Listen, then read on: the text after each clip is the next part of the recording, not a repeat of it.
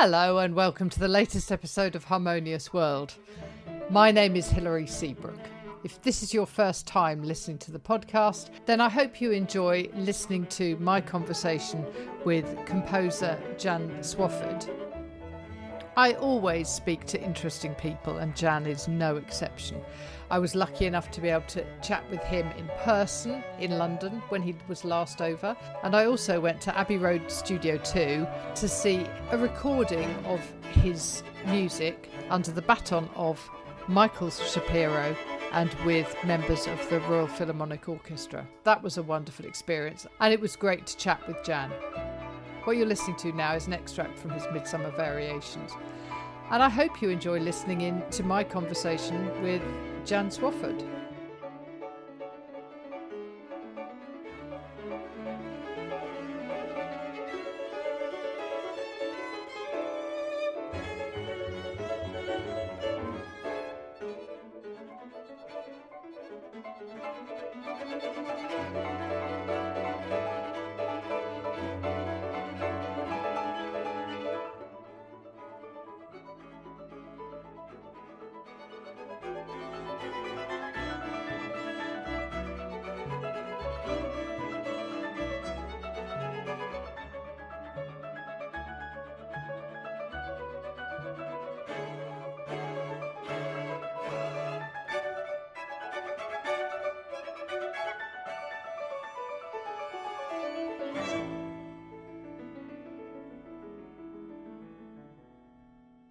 Thank you for joining me, first of all, for an episode of Harmonious World. It's a great pleasure to be talking to you. Well, it's great to be part of the tradition, Hilary. You have quite a tradition. Well, yes, and we've sort of come on a tangent via Michael Shapiro, and of course on Friday, Michael is going to be conducting the recording of your work at Abbey Road.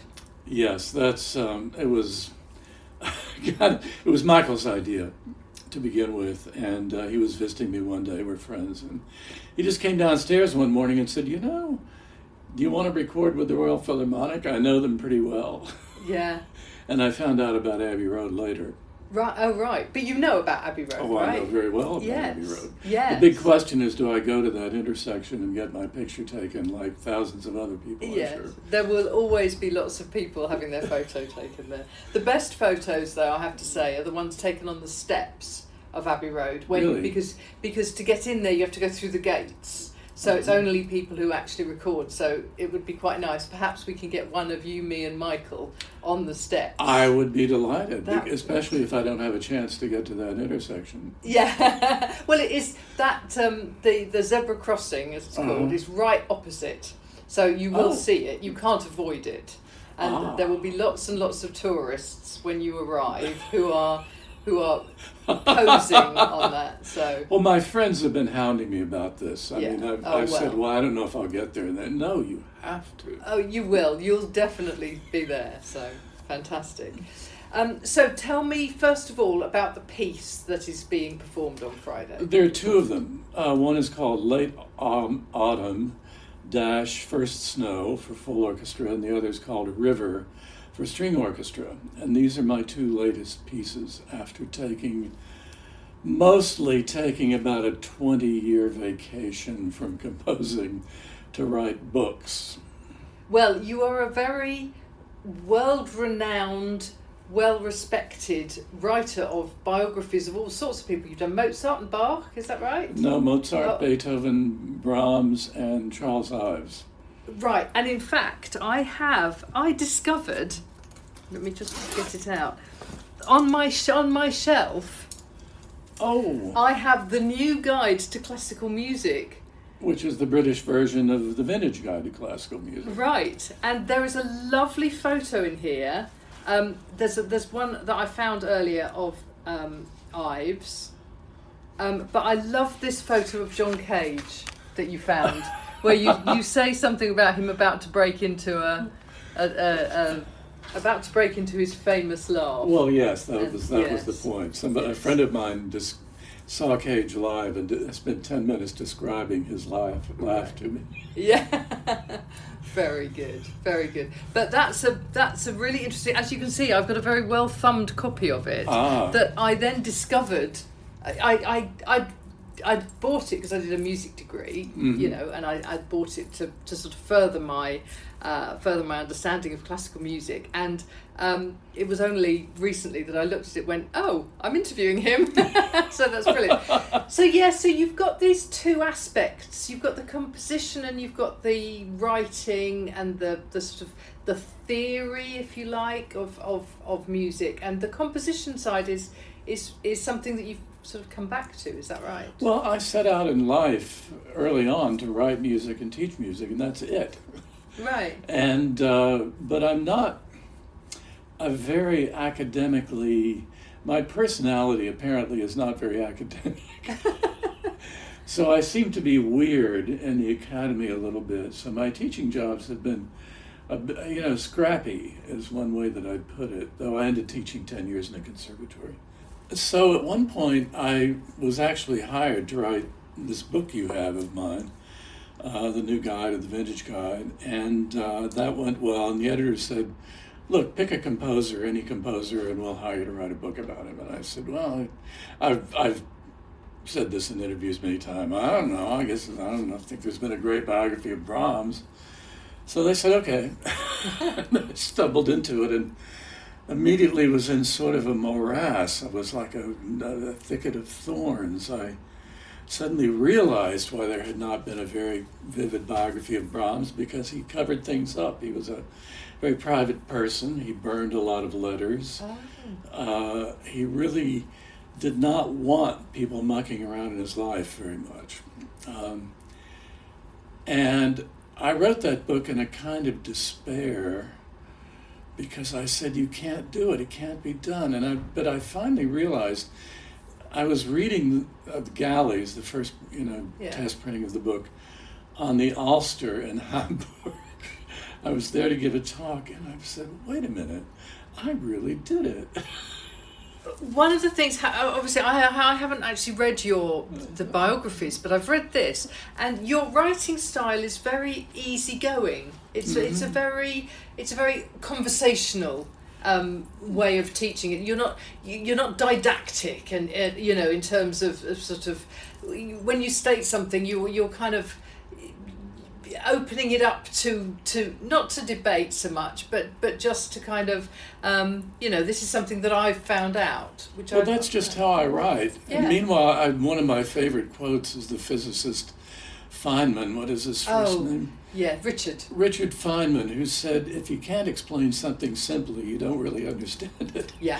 And my goal has been to explain music and musicians simply, and I've got a certain amount of talent as a writer, so that's, when I was in the 8th grade, I expected to be a writer.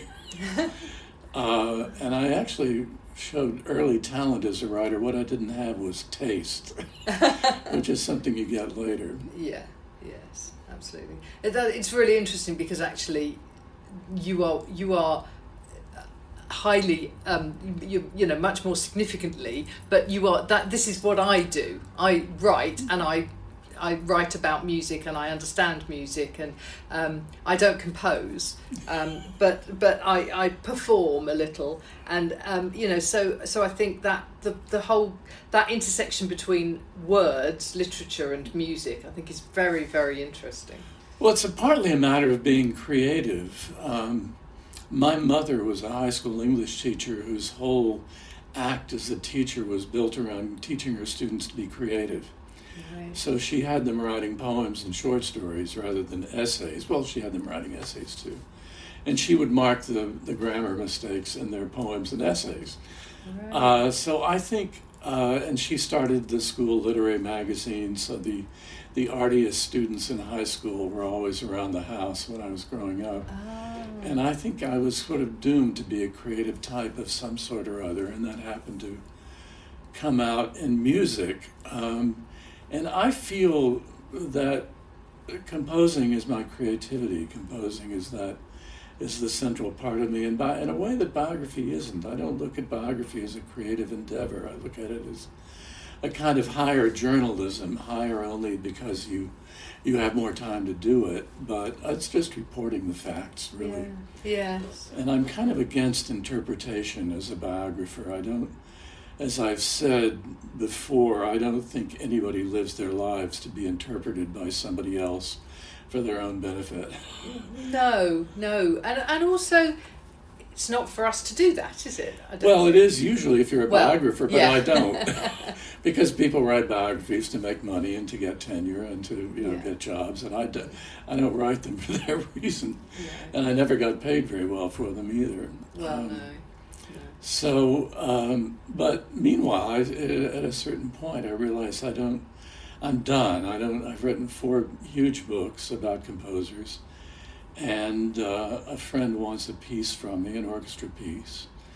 James Sinclair conducts Orchestra New England, and I said that's my ticket to get back in. And now I can into my creativity, and now I can find out what I learned from Beethoven, Brahms, Mozart, and Ives, and apply and see how it applies in my own work. And I've learned a great deal, needless to say, especially from Beethoven. Yeah, well, yes. There's a lot to learn, isn't there? So. Well, because Beethoven left his sketches. So you could, with Beethoven, unlike almost all other composers, you can really see the process of creating a work from the beginning to the end and realize how Yeats had a ring that had on it a butterfly and something else. And the something else was a straight line, and the butterfly, which is reason, and the butterfly was the flittering path of inspiration. Wow. And I think with Beethoven you learn that. You see the flittering on the page in his sketches, and you realize that's okay. Yes, I went to his house actually last summer in just outside Vienna, and what was interesting about that was the emphasis on the fact that he used to go take long walks all the time. Yes. And I think there's an element of that sort of getting close to nature in order to be able to come back and write. Yes. Well, nature was his religion in a way. He was. By the way, the other thing on Yeats's ring I just remembered was the hawk. So we had the hawk, the straight line of the hawk, and the flittering path of the butterfly. Those were his two poles of life and creativity in a way. But clearly he preferred the butterfly. Yeah, well, yes. Nature was Beethoven's religion in a way, but this was a very Enlightenment, attitude that Scripture, as Kant said, Scripture, nothing can be trusted. We can believe in God, but we cannot understand God. And we cannot accept Scripture as the Word of God because that's something created by people. And for a lot of Enlightenment people, including Beethoven, nature was the true Scripture. So the Sixth Symphony, the pastoral of Beethoven, is usually perceived as a kind of pleasant pastoral piece. Well, it is, but it's also a religious piece because it's his view of the reality of God and nature. And Beethoven was not a practicing Catholic. He was not a churchgoer. And as I always said, he wanted to deal with God man to man. Yes. Not through priests and not through the church. And I don't think he was very interested in Christ. He was interested in God. Yeah, that's interesting, isn't it? Mm-hmm. It's a fascinating, I think that connection between nature and a spirituality, however, wherever that puts you. But I think it is interesting how many people who would say they don't believe in God or whatever, but are close to nature. It's like, well, how can you do that? Because you're almost duplicating a conversation I had, one of the great conversations of my life, with my friend, the Reverend Norm Bendroth. We were on a cliff in Grand Canyon and talking about Greek drama and all kinds of wonderful things. And he said, how can you look at all this and not feel the presence of something divine? And I said, what I see is something beyond understanding. It's mystery. But whatever it is, it's the truth. Yeah. And it's a truth eternally beyond our comprehension, but one that we can sense and kind of glory in. Yes. Interestingly, as we were preparing for this interview, we were talking about Jane Ira Bloom, who you know from Yale, Mm-hmm. and who I've interviewed 3 times, and she's got a fascination with the stars, and a lot of her work is sort of based around. She's got a star named after her, because there was a guy who was listening to her album from about 2 or 3 years ago, and he was listening to it when he discovered this, whatever it is. And I don't know the difference between stars and planets and whatever, lots of other things, but astral things. But it's really interesting how that's sort of an extension of the sitting. It's almost an extension of sitting on a patch of grass and looking at the fact that every blade of grass is different, and then looking at the sky and seeing that every star is different. And they're ultimately the same. Exactly. Yes. The small and the large are the same. Yeah. Well, was it Krishna said in the Hindu, in the religion, people search for me in the things they love best, and in those things I reveal myself to them. And I think in artistic inspiration, it doesn't really matter so much where you find it, but you find it, and I found it much of the time in nature in my work.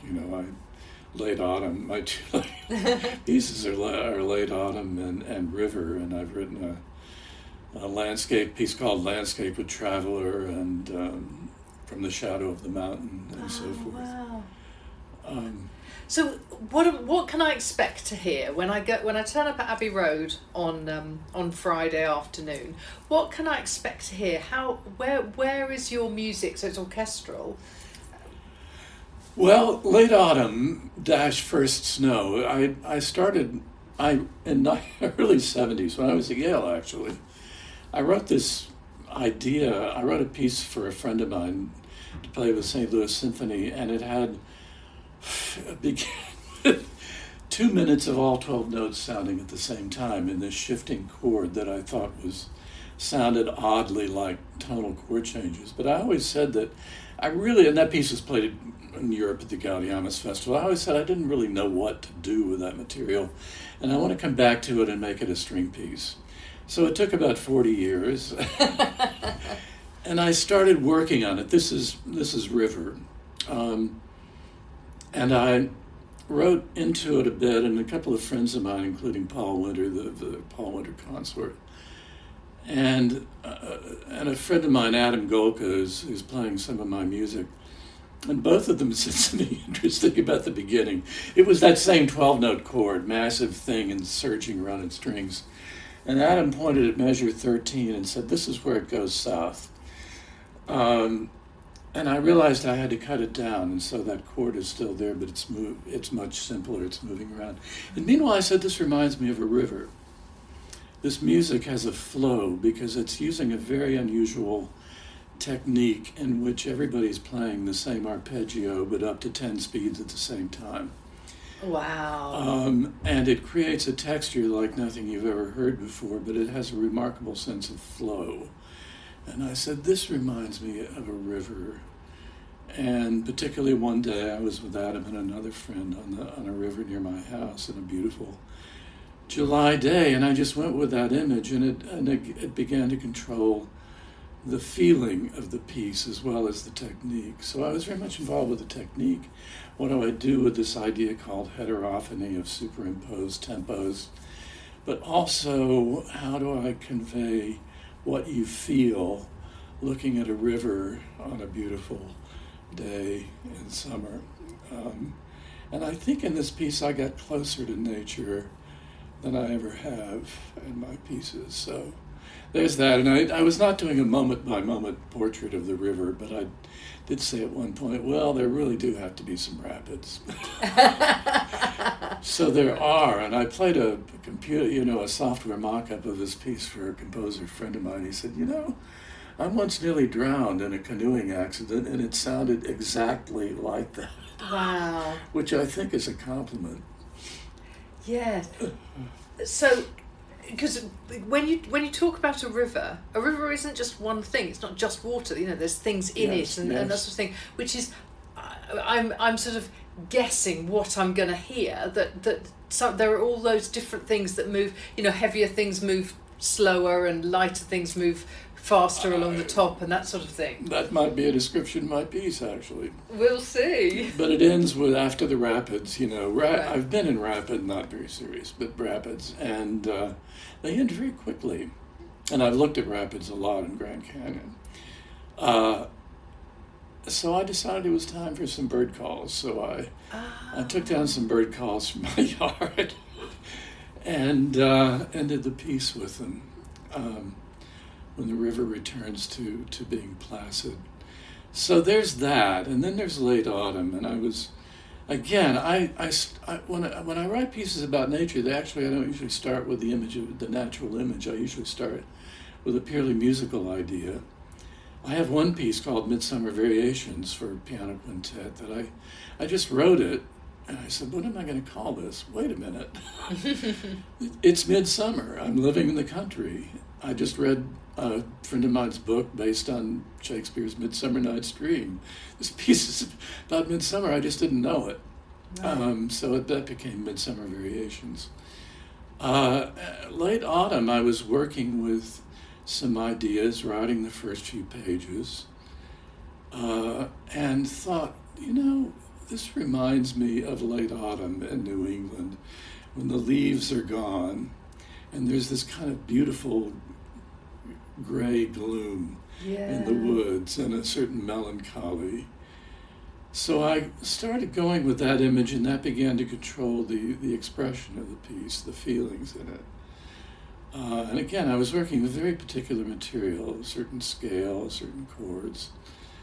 And then I thought, gee, wouldn't it be nice if I ended this piece with a setting of the Robert Frost poem, Stopping by Woods in a Snowy Evening, which is a very famous poem. Yes. And that poem, everybody thinks is a kind of charming, folksy poem, but it's not. It's about despair. It's about the call of darkness and the kind of painful pulling back from darkness. So I was telling a friend about that, and she said, it doesn't snow in autumn. And I said, yes, it does in New England. And that's when I added the first snow to the title. So it's late autumn - first snow. But the first snow also implies the kind of sense of winter coming, which is part of the melancholy, the kind of gentle melancholy of this piece. So basically that was an emotional and visual image that guided me. So I had the technical material, the chords, the scale, and then I had that, and then I had something you learn from Beethoven. It's good to have the end when you're in the middle, because you know what you're aiming for. And I began to say, all right, I'm aiming for the setting of this poem, which I want to be the most beautiful and touching melody I know how to write, and I think I'm a good melodist. So that's how that piece went. That's about 20 minutes, River's about 9 minutes. And the orchestra is going to have to learn them both in a day. I tell you what, the RPO are amazing. I've seen them several times, and there's always those sort of first few minutes of kind of sight reading. I mean, they're incredible sight readers anyway, but then there is a kind of, did you mean this to be an A flat, or did you, should that be, whatever, faster or slower, or whatever, where do we slow down, where are the dynamics, for instance, and that sort of thing. Well, there's also among good musicians an understanding of what this is about, what it feels like. They play through it and they're just kind of finding the notes, and then you see musicians, really good musicians, with a sort of aha, I get what this is about. I mean, expressively as well as technically. Yes. And that guides them. I remember the first time it happened to me, I had a duo for violin and cello when I showed up for the first rehearsal, expecting to have to explain everything. Well, this should be really pretty intense here, and I didn't have to explain anything. They just got it. And you're working with, one of the top orchestras, certainly in the UK, if not the world. You're working with Michael, who's an incredibly adept conductor at sort of explaining to people where he is going, where you are going. And of course the technical recording guys at Abbey Road are just the best. So yeah, that's all part of the excitement. I've certainly never had anything like it before. This is my return to my muse in a big way. Well, that's fantastic. And I hope to work with them again and to put out some of my chamber music in the next couple of years. Brilliant. Is the Robert Frost poem going to be read? No, it's sung at the end. Basically, here, I should explain this. There's a mezzo. Right. And I said, well, when I thought of the idea of the poem, by the way, I didn't finish explaining the deal with the poem. I was saying, wouldn't it be nice to end with the Frost poem? But of course I can't do that because you never get permission from the Frost estate. This was well known to composers. But I looked it up and it had just come into public domain. Wow. So I could do it. So I said at the end, I'll have a mezzo stand up and sing the poem. And Michael listened to the piece and he really liked it, but he said, look, you've got to give the mezzo more to do. Meanwhile, the piece was premiered by a sort of expanded chamber orchestra, but it's really a full orchestra piece, so I did another version. So I basically worked the mezzo in wordlessly as an instrument here and there earlier in the piece, and then she sings the song at the end. But you're not going to hear it. Oh, because that's being recorded another time. We're putting it in later. Oh, okay, that's a shame. Well, I shall wait to hear the final version. So. It'll mainly make a difference at the end, where we have to tell the orchestra you're playing accompaniment now. Yeah. One of the things that I found really interesting is when I started Harmonious World, I had a very clear. I had a file on my computer that had classical stuff in it, and I had a file on my computer that had jazz stuff in it.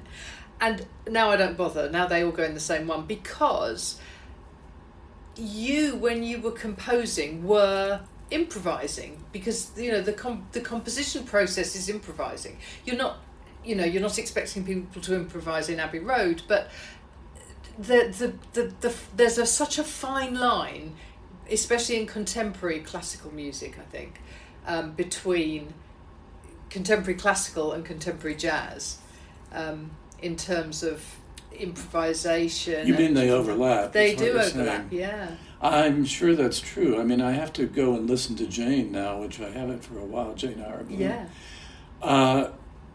But in the first place, I think a classical piece should unfold as sounding as if it were an improvisation, with that kind of sense of flow and freedom. Yeah. And that's why Mozart is, in terms of continuity and flow, is probably the greatest of all, because he had a phenomenal memory. He was an improviser, but improvisation was Beethoven's creative engine as well. Mm-hmm. I'm a terrible piano player, and I can't sit down and improvise elaborately, but I'm still improvising the material. But the trick, the difficulty, is to have your music, even if it takes, as Late Autumn did, a year to write, to have it unfold as naturally and to flow as well as an improvisation. Yeah. And that is one of the most difficult things to do. It's why, to me, writing biography is very hard, but it's nothing compared to writing music, which is so vague, and it's so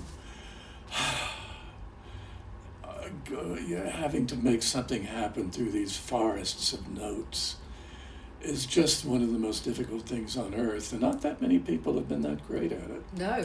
Let's face it, why people like Mozart and Beethoven are supreme is because they were good at that. And to look at Beethoven's sketches where you see him in the early stages, two things about Beethoven in the early stages. A, he already had an idea immediately. As soon as he began working on a piece, he was working toward a conception. And you can see the conception in the earliest sketches. Wow. And for example, the first movement of the Eroica, you see that he wanted something that was searching and tumultuous and never settled down. That was the conception, but he didn't know how to get there. So then you see him floundering around in the sketches, but floundering around toward a concept that's already in his head. And then gradually they begin to coalesce. And though the Notenbaum, the great student of Beethoven's sketches, thought it was a sort of straight line, hawk-like process, toward from beginning to perfection. It was no such thing. He was still sometimes sketching on the final copies, and so more of the butterfly than the hawk. More butterfly than hawk. That's brilliant. I will always remember that. That's fantastic. That's great. Though it's also true contrary. Everybody thinks Beethoven's sketches all look like, manuscripts all look like battlefields, because when you're writing a book about Beethoven and you want to copy an example of his manuscript, you find the sloppiest and craziest one you can find. And the fact is, most of his final manuscripts are perfectly clear. And I looked at the first one I really examined carefully was the Waldstein Piano Sonata, and there's almost no mess on that at all. The biggest scratch out was once when he copied one measure twice, one page to the next, and you could almost hear him swearing as he scratched it out. But that was the biggest blotch in the manuscript. Wow. But sometimes when he got in trouble, they do look like a battlefield. Same with Charles Ives. Everybody assumes that he was random and scratchy, and that's because the examples of his manuscript are all stuff he sketched at the piano, and they're very rough. But his final manuscripts, he had a very clear hand, actually. But then he would go back and mess with them, and that creates eternal headaches for editors. Yeah, that's a whole different issue. Yeah, but you've had all of that to learn from in your own creativity now. Yes. Which is amazing. But Beethoven was the most valuable because of the sketches. It gives you more courage. It really does. To be bad and to be wrong. A lot of Beethoven's sketches are just bad, but he, there's I think it's the second theme of the second movement of the Fifth Symphony. He had a version of the second theme that was just blah. It used the motifs he was working with. You see the logic of it. It's just not very good. But it was just there to hold its place until he thought of something better, and then he went back and made it good. Yeah. And that is the kind of courage you need to know that you can make it better, if you're lucky. How absolutely fantastic. Yeah. Oh, honestly, Jan, it's been such a great pleasure to talk to you. Thank you so much. Thank you. It's always fun to do this, and I appreciate being part of your roster.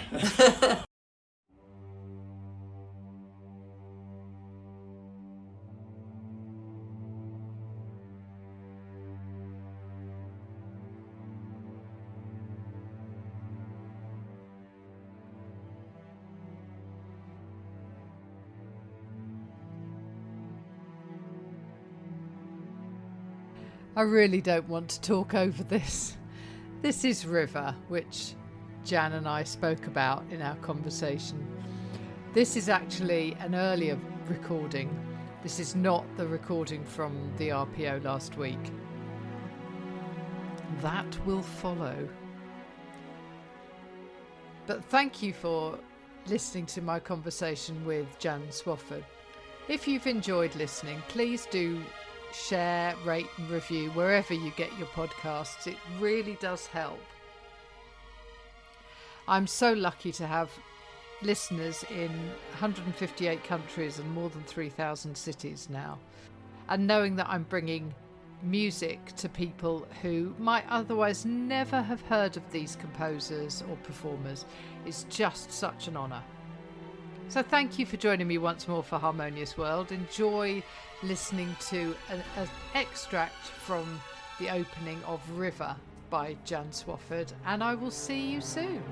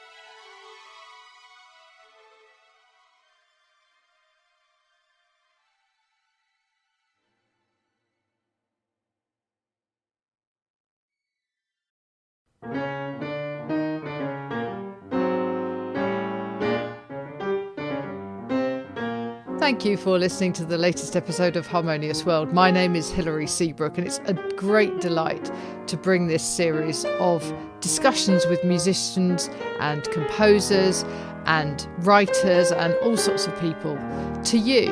Obviously, there's no point in having a podcast if people aren't listening, and I'm very grateful to my listeners for doing so.